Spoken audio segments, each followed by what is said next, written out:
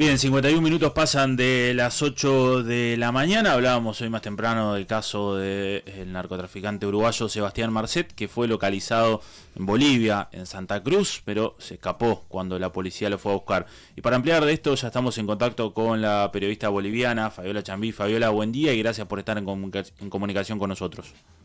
Hola, buen día, un gusto. Bien, Fabiola, bueno, ¿cómo les pegó esta noticia en Bolivia? Pues mira, es como la noticia del momento, ¿no? Se supo de este allanamiento, de este operativo policial el sábado en la noche y a partir de ahí pues han sido muchas reacciones que se han generado inmediatamente. Sobre todo porque el tema del narcotráfico es algo sumamente sensible, pero además por las características de este caso, ¿no? Parece una historia casi de ficción cuando logramos saber más detalles sobre la presencia de Marcet en nuestro país, el hecho de que esté ya casi un año, desde septiembre del 2022, que esté viviendo en una mansión en la zona norte de la ciudad de Santa Cruz, que tenga esas libertades que tiene cualquier persona siendo uno de los digamos, peces gordos del narcotráfico, buscado por la policía de Uruguay, de Paraguay, etcétera, Interpol, Europol, órdenes de captura. Entonces resulta como muy impresionante que haya estado viviendo esta persona así, de esa manera en nuestro país. Y sobre todo también por el tema que ya es casi anecdótico, pero muy común en estos casos, que es relacionado al fútbol, ¿no? Él participaba, era muy activo en un equipo de fútbol y eso también se ha conocido en las últimas horas. Ahora, Fabiola, ¿se sabe desde cuándo la policía tenía identificado a Marcet y bueno, le venía allí como siguiendo la pista? Hay muchos detalles puntuales que se desconocen, pero sí se sabe respecto a una coordinación que se habría estado gestando entre la policía o las autoridades bolivianas con las autoridades de Paraguay. De hecho, tenemos entendido que hay una comisión de Paraguay que ha llegado hasta nuestro país para coordinar o para tener más de cerca, de primera mano, la información de este tipo de allanamientos, porque no ha sido solamente en la mansión que se ha registrado un allanamiento, sino otras propiedades. Entonces, no hay como un dato puntual, pero sí se conoce que ya desde hace tiempo estaban tras la pista de este capo del narco. ¿Qué información se maneja en cuanto a si se podría haber trasladado a Cochabamba? ¿Qué posibilidades hay de que siga en Santa Cruz? Sí, ese es un tema importante porque desde el momento en que se hace este allanamiento, obviamente se disparan mucho las especulaciones y la idea de dónde pudo haber escapado, ¿no? Además, porque de alguna manera el hecho de que haya logrado escapar de esa manera previo secuestro de un efectivo policial es muy impresionante, ¿no? Entonces, había esta teoría de que pudo llegar hasta aquí, al Cochabamba, centro de Bolivia, pero eso todavía no está confirmado, ¿no? De todas maneras, se ha activado un operativo policial muy grande de control fronterizo, sobre todo vigilancia para evitar que él pueda salir del país.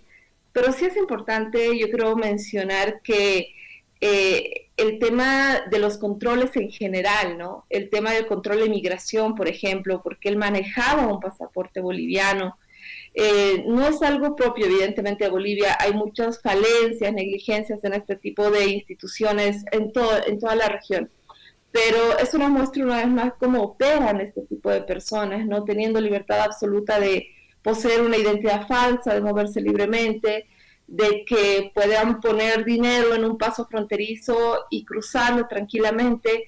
Entonces, cuando conocemos cómo funciona y cómo no funciona este tipo de controles en tu país, sabemos que es muy fácil que se vulneren las fronteras y pues esperemos que no, esperemos que realmente la policía o las coordinaciones que se están realizando tengan sus frutos. De hecho, el ministro de Gobierno, Eduardo del Castillo, ha sido muy puntual, es siempre él muy público para referirse a estos temas y ha sido puntual que en las próximas horas se va a dar con Sebastián Marcet.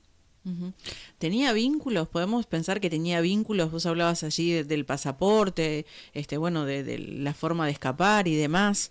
¿Hay alguna investigación que tenga algún resultado sobre esto? Yo creo que en este momento es prematuro referirse a esto, pero sí quedan como muchas dudas. Creo que no necesitas ser periodista o policía o un investigador para darte cuenta que con lo que se conoce hasta este momento hay muchos vacíos alrededor de la figura de Marcet. Que haya logrado escapar es como si se entendiera que tuvo un aviso en algún momento, ¿no? Porque era una operación que estaba planificada, según cuentan las autoridades bolivianas. El hecho de que esté expuesto tan públicamente a un equipo de fútbol, que vaya al estadio, que juegue, se tome fotos, o no tenía miedo o realmente estaba protegido. Entonces, quedan muchas dudas. Creo que es importante, más allá de la captura, establecer cómo han sido los vínculos de esta persona y con quiénes dentro del país, porque estamos hablando no de una semana ni de un mes, estamos hablando de septiembre del 2022, casi un año que él estaba tranquilamente instalado en Bolivia. Fabiola, y en Bolivia y sobre todo en Santa Cruz, ¿tenían conocimiento de Marcet? ¿Recordaban? Porque Marcet ya había estado en Santa Cruz, él obviamente cuando se va de Uruguay, ya cerca de 2012, se va para Santa Cruz y luego después se instala en Paraguay, y bueno, y se estima que parte de su negocio de la hidrovía de la cocaína que envía desde Paraguay a Uruguay y después a Europa, también tiene su origen en Bolivia porque había generado muchos vínculos ahí.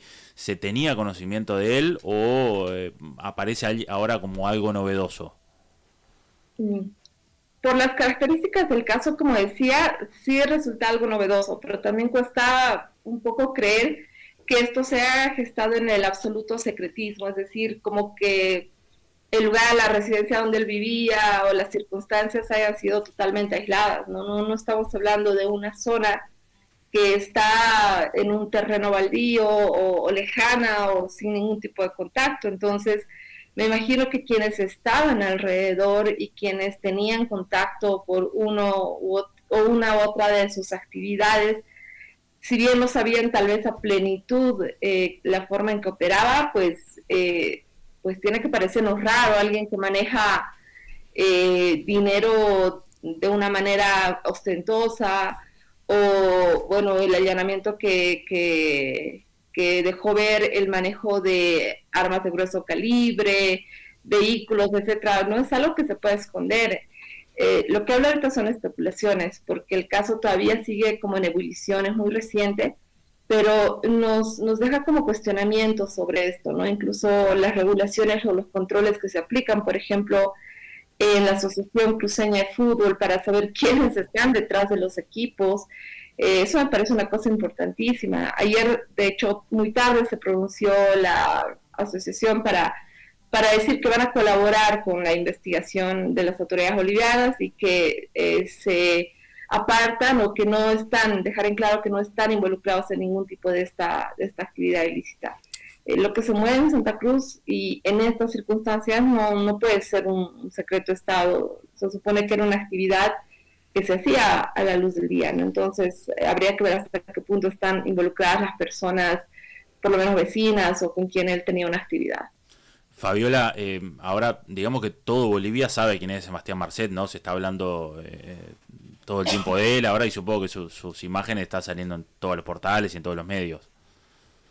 Sí, de hecho, si nadie había escuchado nunca hablar del fiscal paraguayo o del caso en particular, ahora todo Bolivia sabe, y además porque el ministro de Gobierno pidió justamente que se viralice la imagen, porque no solo él, sino su esposa, hay una imagen bastante pública que está saliendo ahí como buscados, claro, para que la gente ayude en este reconocimiento de Marcet y su esposa. Fabiola Chambi, periodista boliviana, muchas gracias por estos minutos aquí en Nada que Perder. A ustedes, un gusto.